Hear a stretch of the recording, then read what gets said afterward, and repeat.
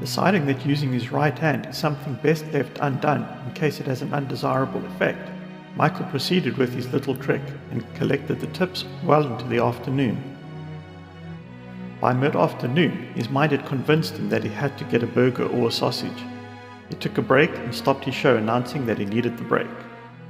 A few people casually commented on how impressive the trick was as they walked past Michael, who felt like he was salivating in anticipation as he bent over to pick up the money people had dropped off. He did better than he expected and realized that if he could do this a few hours each day, he would probably be able to cover his weekly rent and the odd item of clothing. He did not have enough to cover a tasty treat, a pack of underwear, a shirt, and train fare, so he had to decide what not to get. Standing where he was for the time he had been, especially having smelt that amazing and certainly greasy food, he knew what was going to be moved to a later purchase and headed toward the vendor.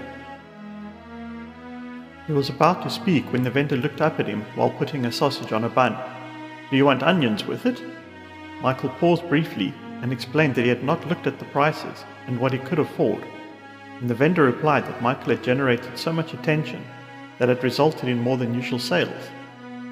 The vendor stated that he was offering him the meal for free as a thank you and suggested that if the trend continued on other days, he could expect the same deal.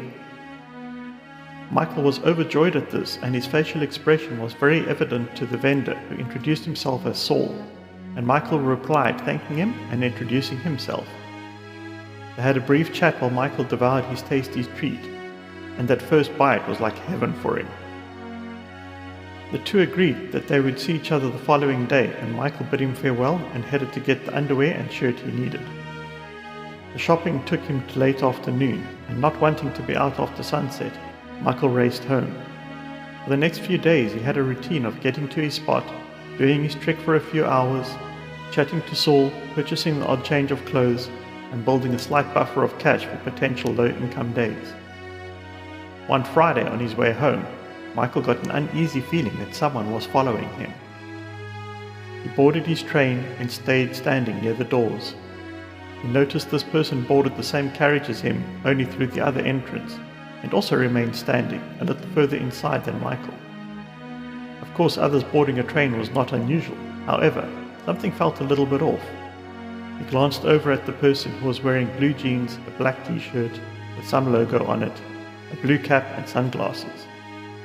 He couldn't see the person's eyes and was not sure if he was looking at him or not, but based on the direction he was facing, he would easily be able to see which station Michael left the train at. Option 1. Michael gets off at a different stop to his usual. Or Option 2.